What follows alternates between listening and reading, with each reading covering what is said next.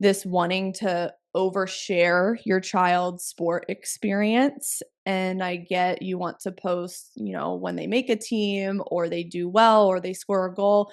But I sometimes think that oversharing is that constant need for that external validation from your peers. And that is also never enough either.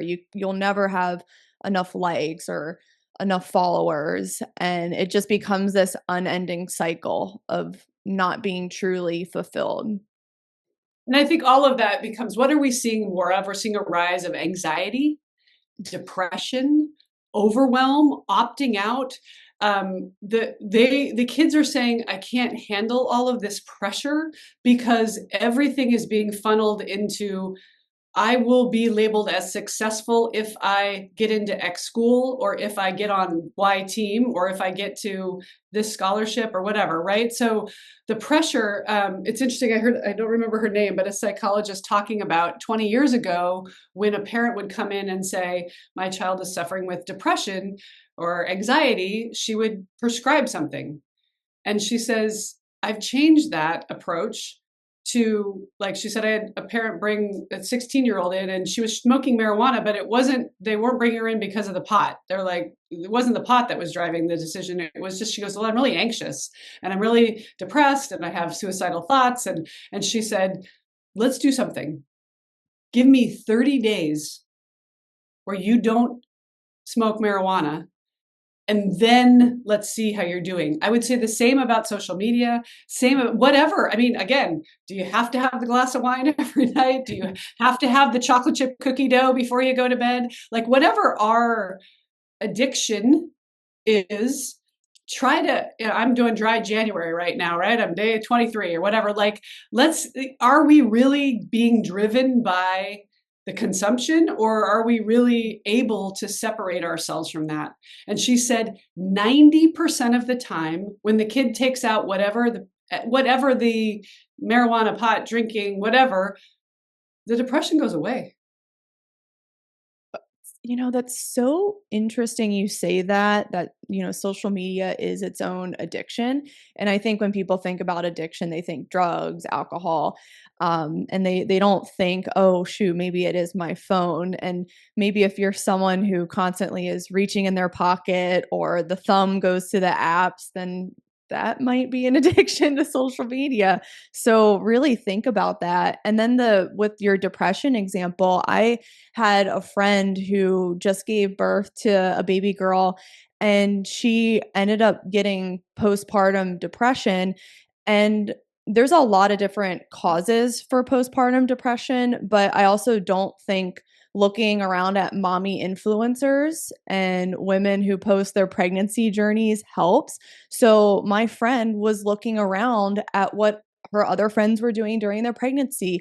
They had the blessing to be able to breastfeed. She didn't. So she felt like crap about herself. And they had the perfect births, and her birth didn't go the way she wanted it to or planned it to. So she's looking at all of her friends and she's like, what's wrong with me? I'm such a terrible mom to my new baby girl. And the moment she got off social media and stopped looking at these mommy influencers, she could finally focus on her own journey postpartum, and she felt so much better.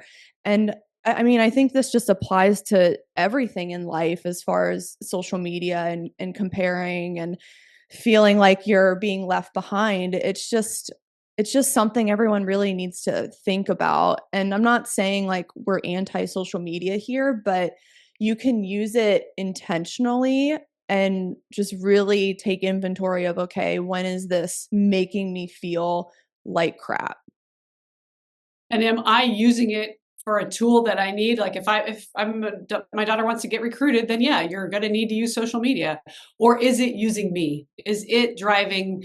And that's a great example with your friend. And these people that have a nanny and they're sleeping 12 hours a night, a night nanny. And like, you can't compare yourself if you're up all night and you're not getting rest and you're exhausted. And so it's night and day, yet that's what we do. And look, she fits right back into her jeans. And look, she's having coffee with her friends and she's having fun and wearing makeup. And I haven't gotten out of my sweats in 3 weeks, right? Like it's real. And we're doing the same thing with sports and our kids. And we see, how do we help them? And I know one of the things we wanted to talk about was what happens if they're behind.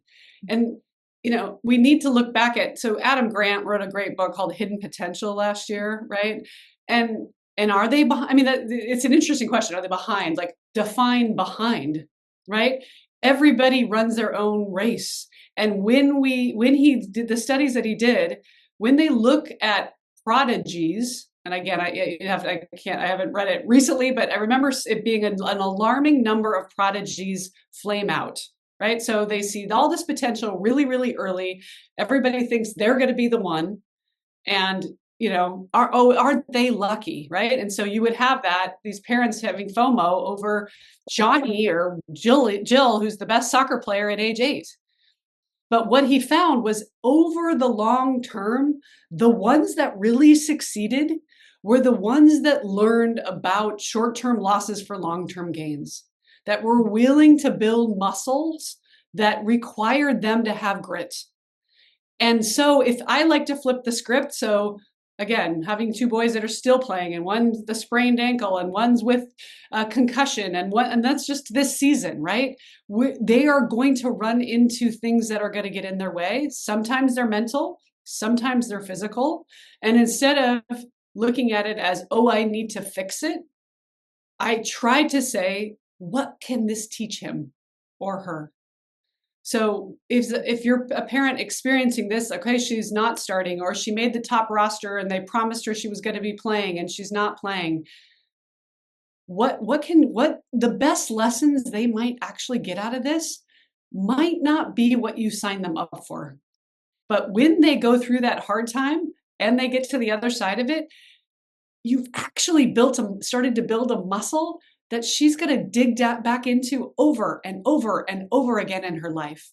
So her getting to the top and always being the best and always being chosen first is not necessarily the best news.